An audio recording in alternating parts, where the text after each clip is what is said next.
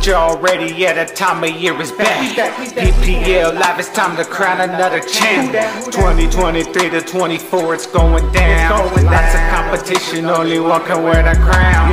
Hope that you're already at a time of year is back. PPL live, it's time to crown another champ.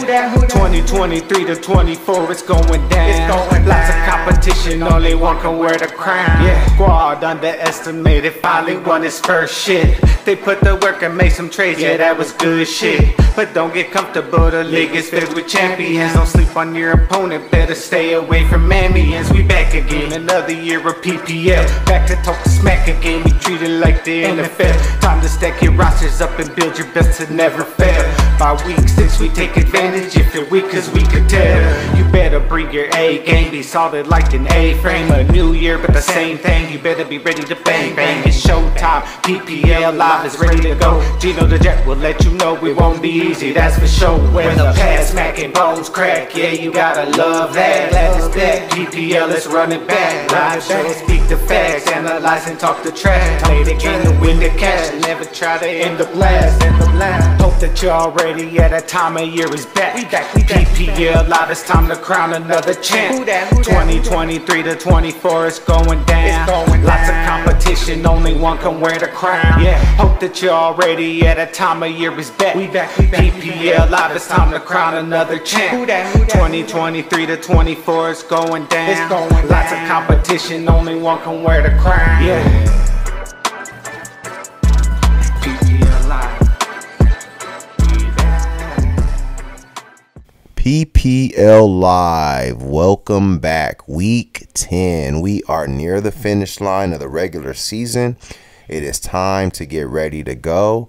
PPL Live is on the go. Gino the Gent here with my man Ulysses S. Haight. Give him a what's up, Ulysses. What's going on, PPL? Yes, sir. We're here. We're ready to go. Get ready for that home stretch. Get ready for that playoff run. Before we do that, you know we got to take an eye back to our Week 9 scores. Starting with the Argonauts retaking first place in the Alpha Conference, 95 to only for the Bosses, 89. Patty's Twins, not dead yet. Monday Night Miracle it is, 133 to the Baby Gas Team's 132. I Need About Trey Fitty leaves no doubt on the PPL champs. Down squad underestimated, 136 to 86. The Skulls get it done, 135 to ATG's 88. And the United Players of Destroyers get it done in the showdown of our prestige matchup of the week, 110 in a shocker to the Gaffs, 98. Man, what'd you think of these scores? Another great week in the PPL. Pretty surprising week, man. A lot of upsets. Yeah, I mean, this is what we watch for. I mean, again, guys came out swinging this week, and again, really put the entire playoff look in jeopardy. Oh no, definitely, man, definitely. It's only getting more and more interesting, man. And you know what time it is? The most interesting time of the show for me, hearing the good, the bad, and the ugly. Ulysses, you know I'm ready to hear it, man. Give me Week 9's good, bad, and ugly, and entertain me, brother. Make me laugh. Yeah, man, I was highly impressed with the Skulls. I mean, you know, we've been dogging this team all season. Really, I mean, I know you got into them last week, even, you know, beating that dead horse. Came out this week and nearly left no doubt. Right. Started early. I mean, hey, this guy went waiver wire hunting. When you know, Darren Waller hits IR, gets K-Dot, and this guy's scoring TDs within minutes of that matchup. Yeah, when Tampa Bay heavy. Ramondre's going 60. Rashad White in a shootout. I mean, this guy was hitting everywhere again, and I love the gamesmanship here. You know, a lot of guys in this position would have left in the Bills coach. He says, nah. Yeah, we got this. Want to get that win. He's still being competitive. I love the spirit that he's bringing to this, and I think the Skulls had a great weekend. Again, breaking news. We got a trade The Skulls of all teams, you're good for this week. Just got a nice little stimulus package. They just received Darrell Henderson Jr. and Gabe Davis in a trade with the Argonauts, sending Marquise Davis over to the Argo. What do you think of the trade? Yeah, and I think it's a great trade. I mean, this team has been struggling for depth all season. I think that this accomplishes it. Right. A lot of question marks about Kyler. I mean, that's why the Argos are doing this. They're trying to capitalize on Kyler coming back. Right. And I think, hey, I mean, Marquise was sitting on his bench this week, so to get 2 potential starters for somebody who has been riding the bench, it's a great trade. Great move for the Skulls. Yeah, so just a good week all around. When I go bad, this week it's got to be the GAFF. Okay. I had this as my lock of the week. Really, was expecting him to come out and just get it done, and quite simply just didn't. Okay, true. You know, Jalen came through, but when I look around, Kenneth Walker, I mean, the lowest point total, I think, of the season. Just Seattle could failure to launch against Baltimore. Did Ubers bite him, Ulysses? I mean, we talked about this last week. Did the Ubers get him? Yeah, I think it did. I mean, you specifically told him about this Lions coach. I mean, and again, I don't understand why guys get so married to a coach. I mean, of all positions, this is the one that you can do without. Just because a team is a #1 coach doesn't mean they're going to win. It factors nothing. Yeah. And again, a win here and a loss here is absolutely detrimental. And a no play when, I mean, you lost by the margin that if you would have won a coach, any coach, you win this game. Right. You know, he had a stranglehold on Omega here, and he just opened the door for UP to get back in the matchup. Yeah, again, crack that door open. Did not need to lose to. And again, Tua didn't have a great week. You know, a lot of these other guys did not have great weeks.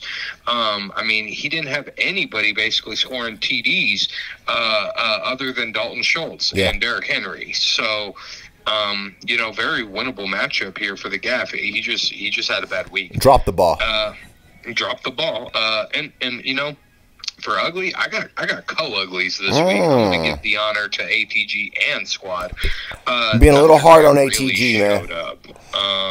You know, I thought that, you know, Trey Fitty's been playing hard. I thought that he would win this game, but squad didn't even show up. Squad didn't go with a coach. I mean, again, I don't understand. Were they waving the white flag, you think? Do you think they were just preparing that, hey, this was an L? No, because I know this owner. Okay. I think he genuinely thought that his 9 could beat this other 10. What he failed to take into account was C.J. Stroud. And again, we've been talking about how this guy's been developing largely under the radar. Yeah. And, I mean, he's putting together a Rookie of the Year type campaign. Oh, definitely. Run away. Yeah, ATG on the other side, guys, just, I mean, Baltimore's good everywhere, which is going to be detrimental to Lamar. Bijan just couldn't really get anything going. I mean, this guy started the Giants against Las Vegas, could have started the Chiefs. Right. I mean, Chiefs are a top 10 defense. They're playing Miami, man. You got to be fair to ATG, man. Got way too cute, though. Okay. I mean, honestly, he didn't need to go Giants. He could have went a lot of different directions. Definitely. But ultimately, just mismanaged. And both teams are at 4 and 5 and are looking like, you know, one of these squads isn't going to make it through. So, one of them will definitely miss the PPL playoffs. Yeah, and again, in games that I thought that they should win going in. That's my good, bad, and ugly, Gino. Nah, man, loved it. Nah, man, my good for the week, gotta go there. Patty's Twins winning it at the gun as Week 9 ended. It ended in victory for Patty's Twins. Let me talk to you, man. Austin Eckler was awesome. Led the charge for Patty's Twins as he's done over the last couple of years. And they're finding a way to get wins despite not having great quarterback play. Now, Derek Carr did give them 18 this week. Finally gave them a competent week. But Chargers coach came through. A little bit of gamesmanship from Patty's Twins. Making that move midway through the matchup. Perhaps a move the GAFF could have made and got that win. Patty's Twins said, I'm taking this one myself. 1-point victory over the Baby Gas team. Great week for Patty's Twins. Big win to stay in contention for that Omega Conference title and just set themselves up for that back end run in the Omega Conference. So a good week for Patty's Twins. Got to give them props. My bad, man, and it's just a pet peeve of mine. It's got to go to the Baby Gas team. Look, as much as for as glorious as that victory was for the Twins, winning it the way they won it, very much in style, the Baby Gas team. We talked about this, and you said it. Cole Kmet in that lineup is a guaranteed dub, and that was damn near a quote from you. And for him to not even to muster it makes it a bad week. That puts you at 4-5 in a very, very competitive Alpha Conference that features Only for the Boss, that features the Argonauts, that features the defending champion squad underestimated. You needed that win, and you didn't get it. Gino, it's also the difference between beating the Twins and, again, leaving no doubt. I mean, he actually had the lineup that good this week, and again, just couldn't even muster it for the win. Right. Yeah, that's a leave no doubt performance. That puts him at 152. A leave no doubt signature performance on the back half of that Alpha Conference schedule. Couldn't get it done.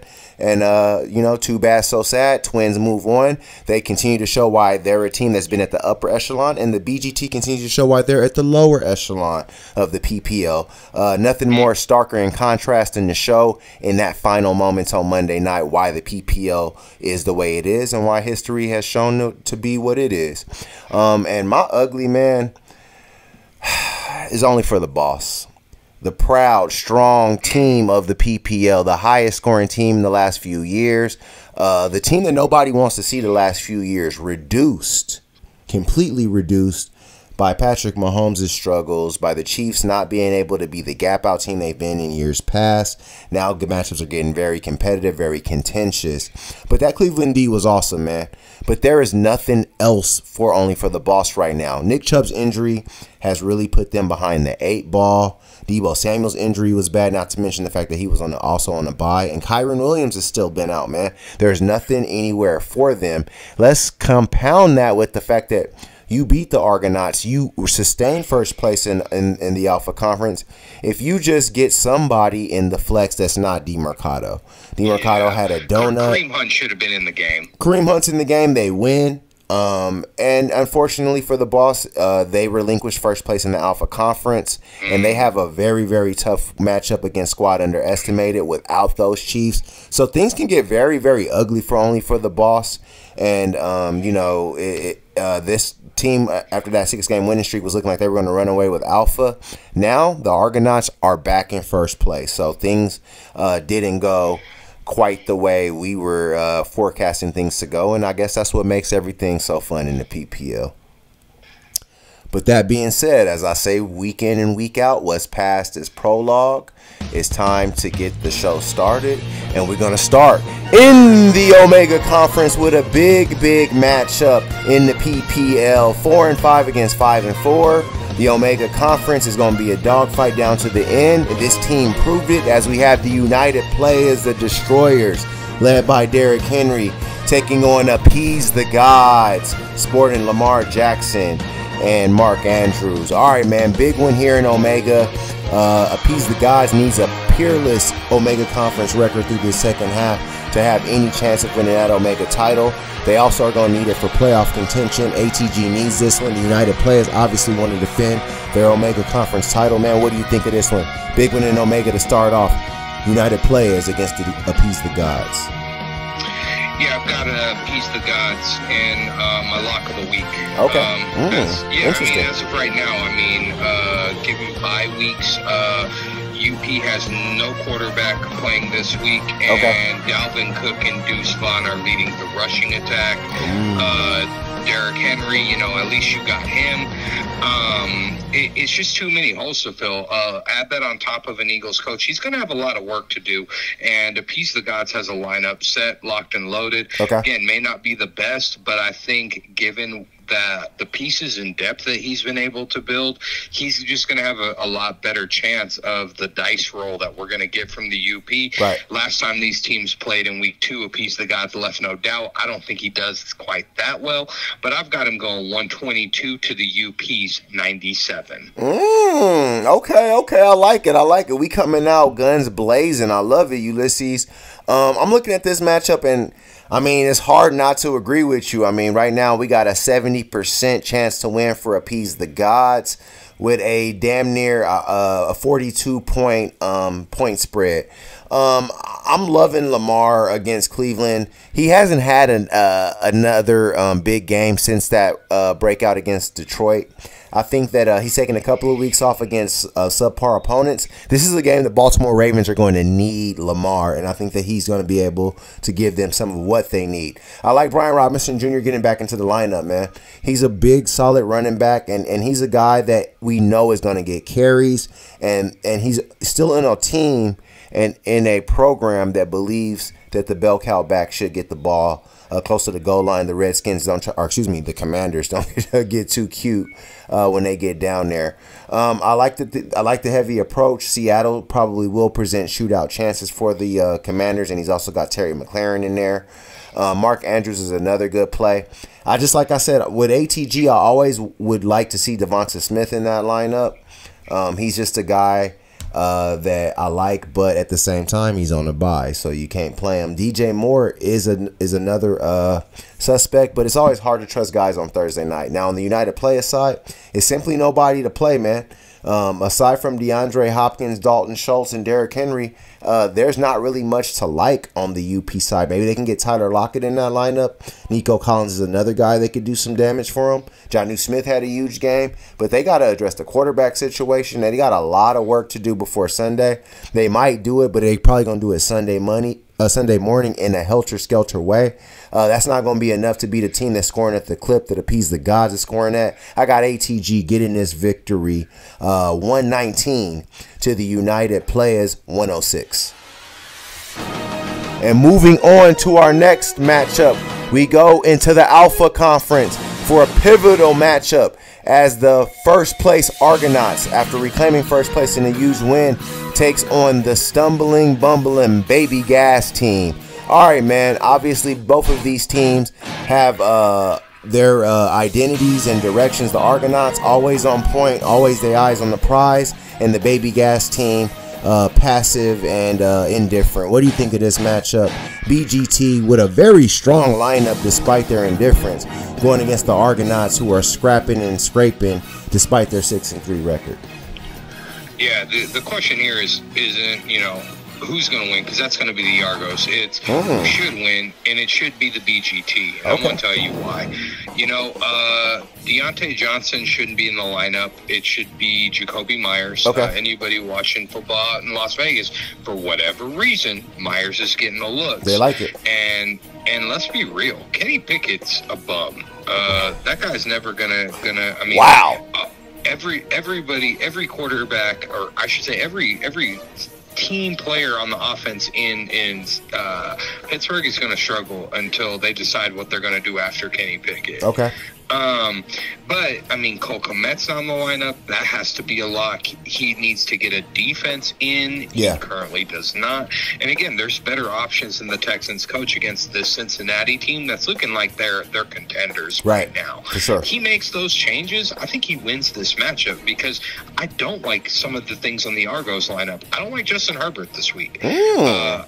I think Brock Purdy against Jacksonville is a much safer play, and I think it comes down to the type of defense that Detroit plays.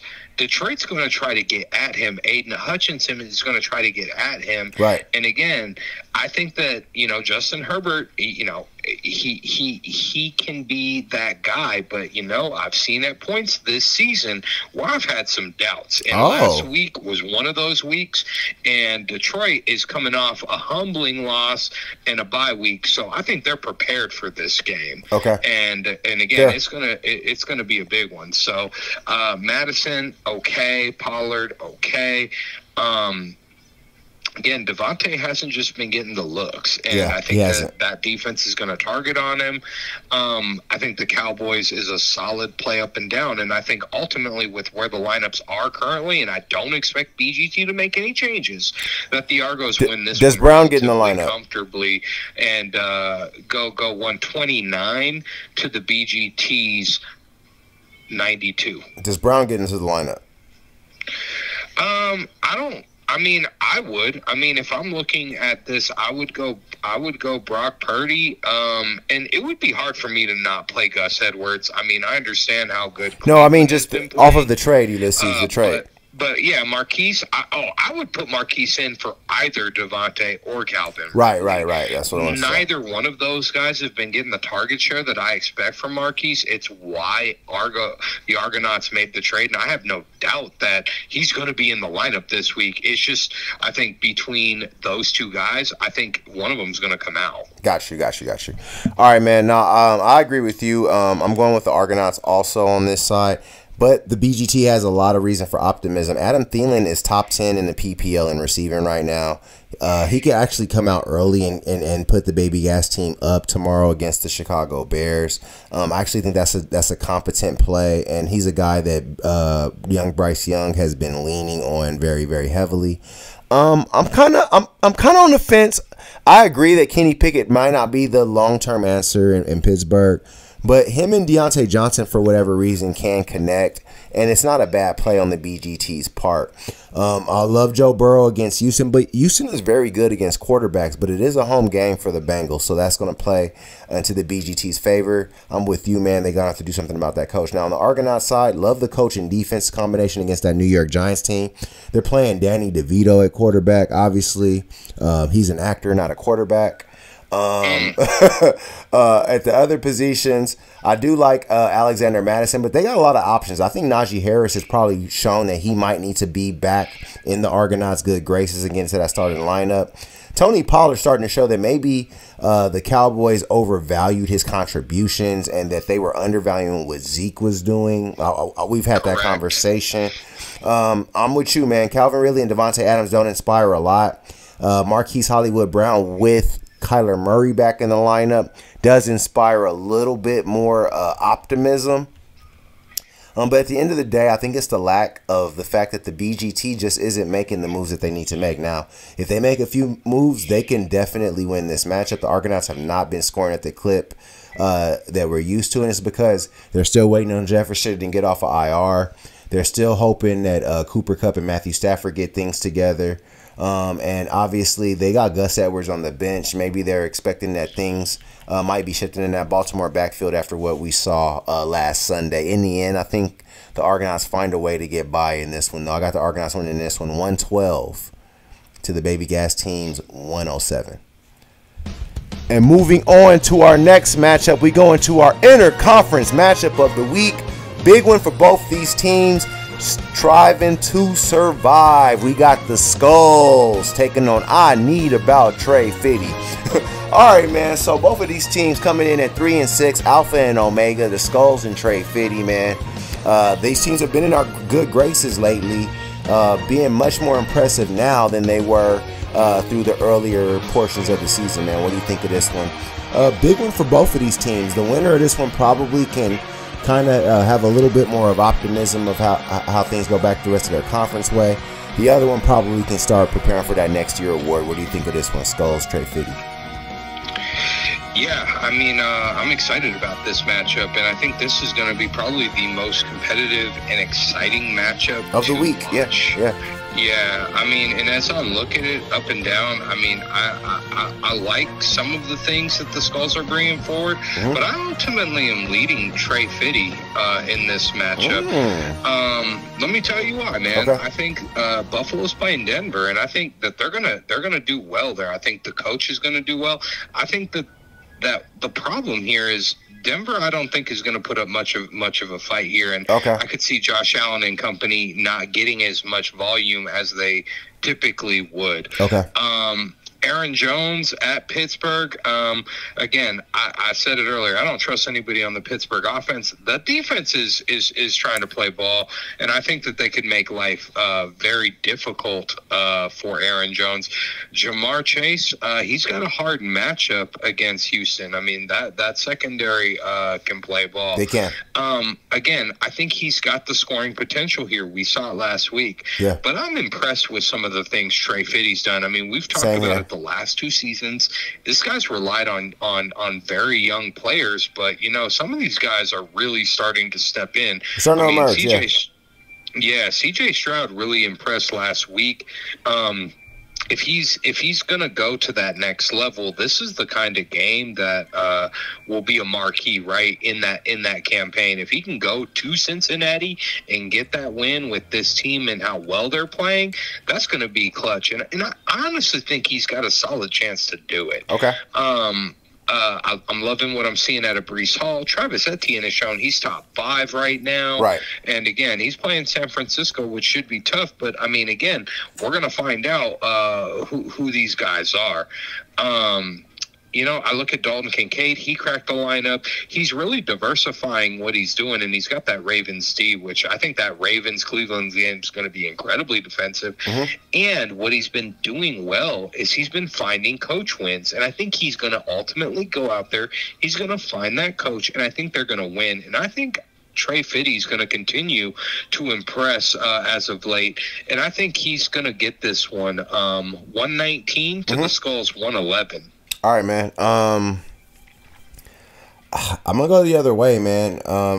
And the reason why is, honestly, I think Trey Fiddy needs a coach. I don't think that they can just bench the Cleveland Brown coach and wait for another week. I think that they might need to go on ahead and find a coach in free agency, and I would like their chances a little bit more, because I think the Bills are going to win at Denver, or win their home game against Denver on Monday Night Football, and the Skulls could potentially close out with a dominant performance. I'm looking at Aaron Jones and Rachaad White right now. Aaron Jones has to go to Pittsburgh.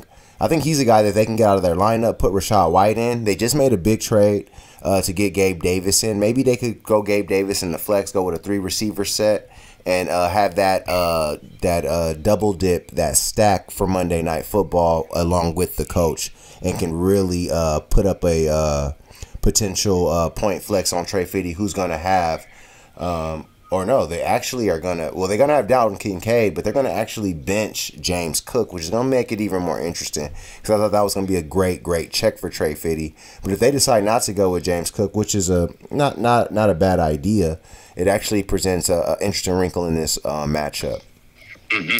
I don't think that he can basically just hope that they have some struggles. And exactly. Don't forget, this Denver team just beat Kansas City. They did just beat Kansas City, but I think that Josh Allen at home is a different monster than a guy you see twice a year. And Patrick Mahomes, they're just not as enamored with Patrick Mahomes as the rest of the league is. And I think that they just have a solid game plan for him. They had a solid game plan for him. Josh Allen is going to be a different monster on Monday night in a game that they have to win after that stinker they just laid up in Cincinnati. So I think that the Bills got to get it together. But I'm looking at Jamar Chase, man. As much as I do like Houston secondary, I just think Jamar Chase is immune to matchups, man. He is the premier in pro football. They did trade away our boy Marquise Brown, who I thought could have been their number 2 or even their flex play, being that Kyler's back in the lineup. But I like the value that they got back. Now, on Trey Fiddy's side, C.J. Stroud had a record rookie performance. I mean, he had the greatest rookie game, I think, in league history. I mean, even Peyton Manning didn't have a game that good his rookie year. So you know C.J. Stroud's trajectory is on the up and up. Guy's an obvious keeper. What I was disappointed with, man, was Breece Hall and Garrett Wilson on Monday night against a very beatable Chargers defense. Them and Zach Wilson just couldn't get it done. Chris Godwin's a guy that's getting into the lineup. Baker Mayfield likes him. But in the end, I think the Skulls' scoring potential is there. I think Ramondre is going to continue to find holes to run in against the Colts. Chris Olave and Derek Carr's connection is getting a little bit better. And I think the Ravens might have a little bit harder time getting sacks on Deshaun Watson.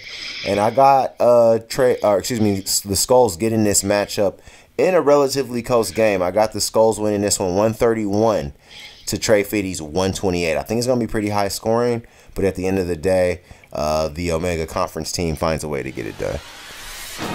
And moving on to our next matchup, we go into a blood feud in the Omega Conference. A game that is potentially for first place, man. What do you think of this one? A big one in Omega. Rivalry renewed in the Omega Conference. The first 2 Pantheon Cup champions getting it on. We got the GAFF Attack taking on Patty's Twins. All right, Ulysses, I pretty much spelled it out right there, man. You know this matchup always brings the fireworks. Both of these owners are very proud. Both of these teams want this one. What do you think of this matchup, man? GAFF, Twins, Omega Conference, first place potentially on the line if the Twins can get this one. Yeah, man, I was really high on the GAFF a few weeks ago, but, you know, the way that they lost last week, and quite frankly, I think the way that they're going to lose this week, factor for me, and I'm gonna tell you why. You know, being without Jalen Hurts and AJ Brown, you just can't make up that production. No. That's number 2 QB. That's number 2 wideout. Yeah.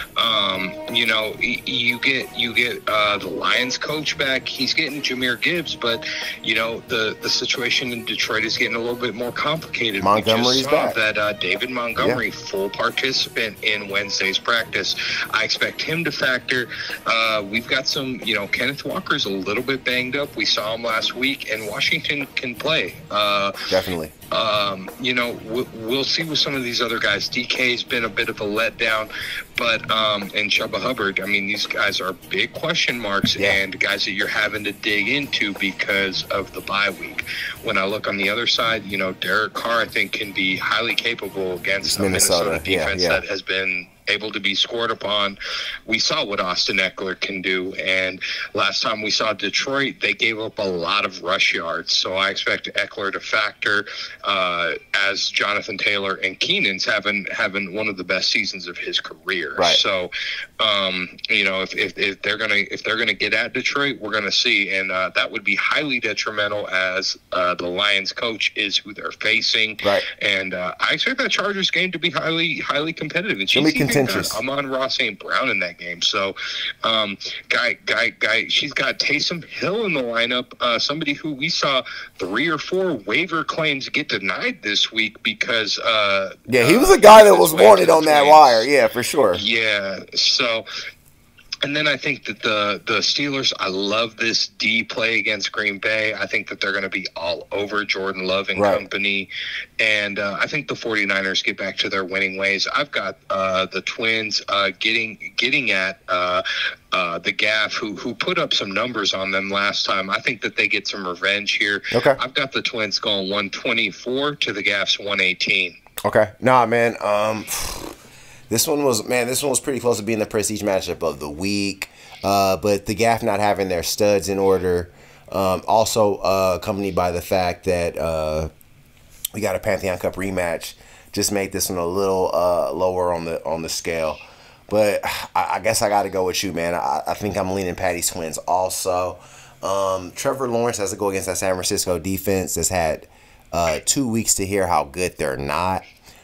2 weeks to try to get better at acquiring Chase Young in that trade. Expect them to want to polish up that D-line and really show what they could do against Trevor Lawrence, who's susceptible to taking sacks, even though he's mobile. Kenneth Walker, man, they're going to need him. That questionable tag is going to be an issue for the GAFF. TJ Hawkins is another guy they're going to need as well. DK Metcalf did not do much in that matchup for them last week. I think he had one really big catch, but other than that was pretty quiet. CeeDee Lamb is a guy I do like against that Giants defense.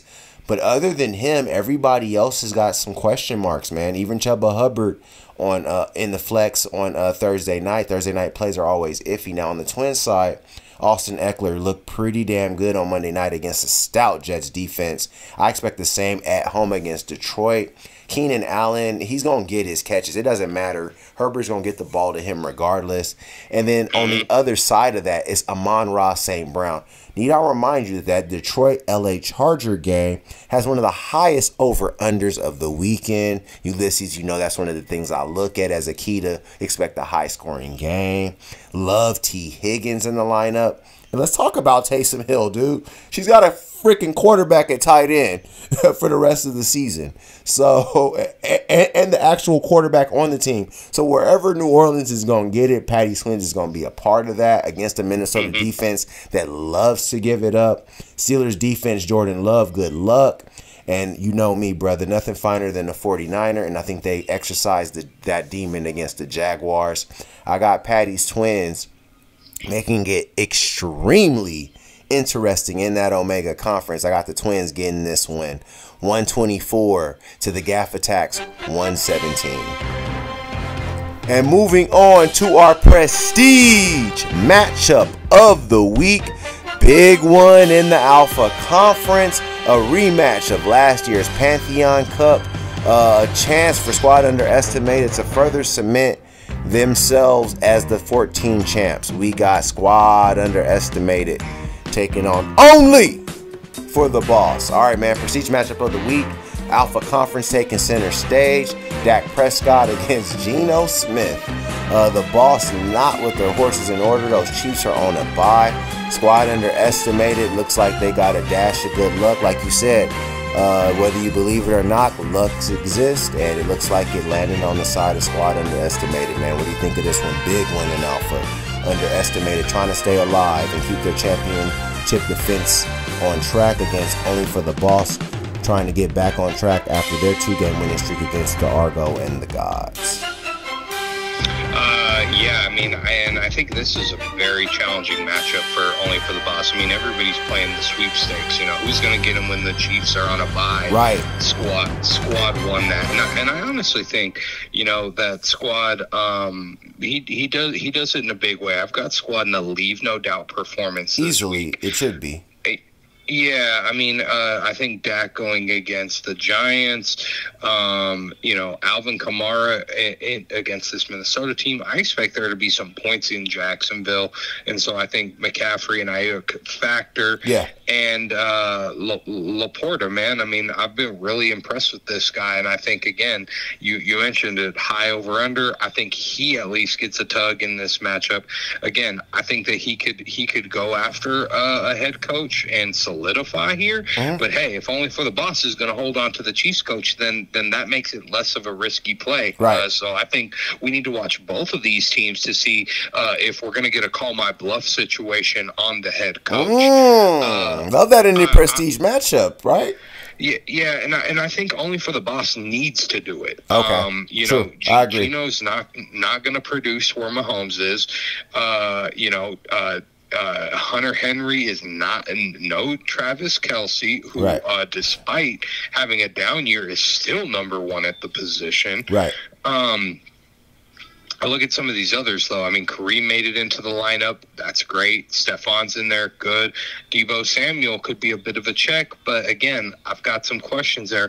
And I know Tank Dell had a good week last week, but I would be hesitant to get him in there. Okay. I just think, again, we're just dealing with that part of the season where it's just a little bit more challenging to get that depth. And, again, I like the Browns' D play. I think that if only for the boss goes out here and gets a coach, they might be able to get this, but as it currently stands, I've got Squad going 137 to only for the bosses 131. And I'm going to agree with you, man. I'm going Squad Underestimated. And you know how last year was what? Well, the last 2 years were seasons of no excuses for Squad. Am I right? I think this is week of no excuses for Squad Underestimated. I don't want to hear nothing if you lose this matchup, bruh. No Patrick Mahomes. No Travis Kelce. No Chiefs coach to worry about. It should be no Nick Chubb. No problem this week for Squad Underestimated. You got Christian McCaffrey back. Alvin Kamara and Saquon Barkley. Dak Prescott was a great free agency ad. A couple of owners actually let that guy slip through. Now he's leading the defending Pantheon Cup champions. When I look at Squad, there's really no reason for them to lose this matchup. Now, you can make the argument, the best player in the league is Tyreek Hill. They don't have the best player in the league. I don't care. The boss doesn't have their two best players, so there's no excuse there. Now, on the boss's side, other than Stephon Diggs, there's no one to fear in their lineup right now. The reason why this is the prestige matchup of the week is because we got to give it respect for what it is. These two teams made it to the Pantheon Cup last year, and this is going to have a huge impact on the Alpha Conference, and it's going to have a huge impact on both of these teams' season, how this matchup turns out. If only for the boss finds a way to get this matchup without Mahomes and Kelce, this could literally be the year that they get their title back and win the championship. I just don't see it. I think the week of no excuses comes through for Squad Underestimated. They get this win. I got Squad getting this one behind a big performance from Dak Prescott. And I think Saquon Barkley also is able to factor in garbage time. I got Squad Underestimated getting this one. 131 to only for the Bosses 99. Alrighty, PPLers, thanks for another great week of PPL Live. I had a great time. I hope you guys did too. It is week 10. We're getting deep in. I hope you guys do and have a great week. Please be safe. Have fun. Enjoy the show.